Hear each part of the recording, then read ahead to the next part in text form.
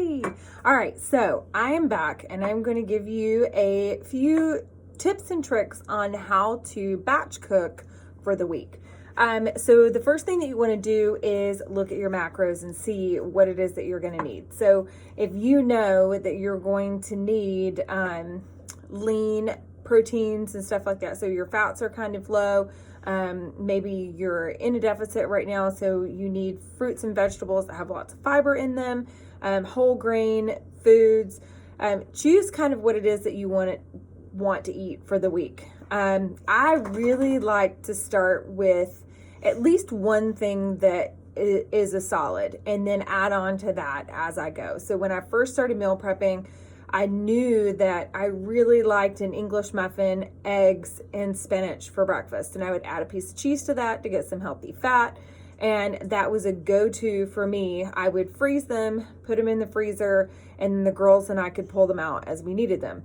I'm a super busy mom of 2 teenagers. My husband is active duty military, so he is gone a lot. So I am on the hook for most of this mom stuff myself. And I have a whiny dog that you may hear in the background. So there are 2 different ways to do this. You can cook everything and put it into snazzy little containers like this. This is from Amazon. I love these containers. They come clean really nice and easy in the dishwasher. And they came from Amazon. They're super affordable. If you want the link to this, just hop into my website and it's in my Amazon wish list. So you can do it in these. Put your protein, your carbs, and your fats, vegetables, fruit, whatever it is that you need to in these containers. I have other containers that don't have dividers in them, and I like those as well. Or you can do big batch cooking in larger containers. So for this, I did chicken meatballs, and this is for a meal that we'll have later on through the week.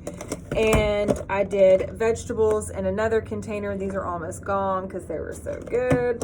I did pasta, which we had with dinner last night. So the leftover pasta from dinner, I put in a large Tupperware container.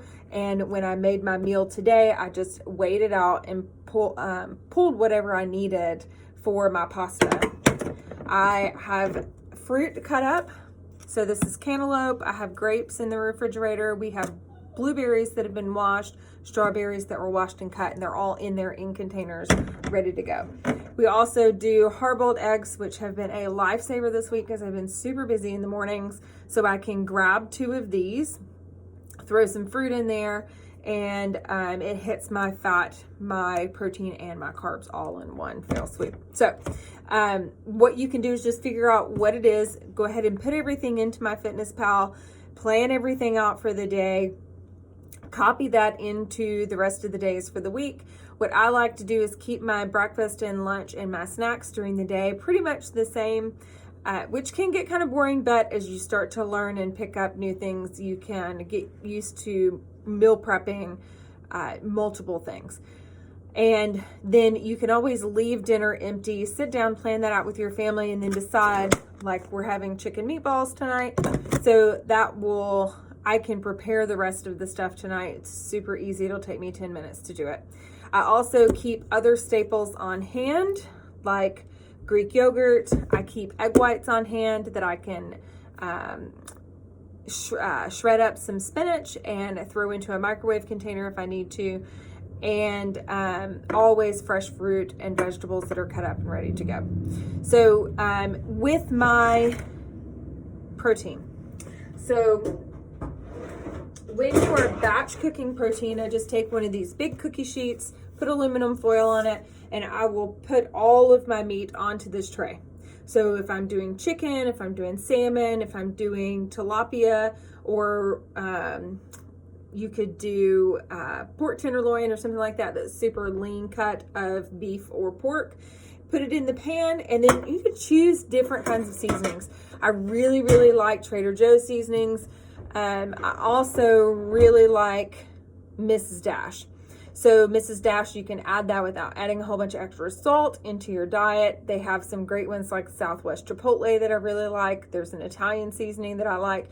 And so when you put all of that on here, fill the tray up, and add your seasoning, you can season each one differently, and that's okay. So then that way you're changing up what you were eating through the week by just changing up the seasonings on this. So you technically could have chicken every single night and have it a couple of different ways. As a matter of fact, what is on my plate right now is chicken breast, and we seasoned it 3 different ways. So we had some Southwest seasoning, we had some, this is like an Italian seasoning, and then I did a chili lime seasoning on one of them.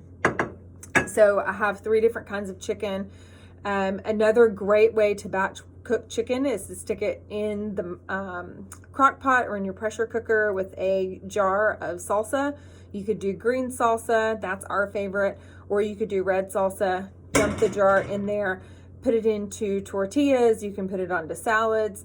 You can also just do chicken in the crock pot by itself and shred it and keep it in a container to add extra protein to your meals while you're eating salads or whatever it is that you need, just to add that extra protein to it. If you decide that you wanted to do some already prepared meals, the shredded chicken is a great way just to add extra protein to your meals that you already have. So we live in Japan.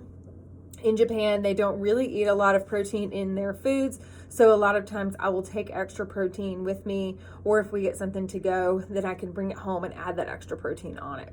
Okay? All right, if you guys have any questions, let me know, and I will be sure that you check my Instagram and IGTV for extra recipes and in the private Facebook group. All right, you guys have a great day. Bye.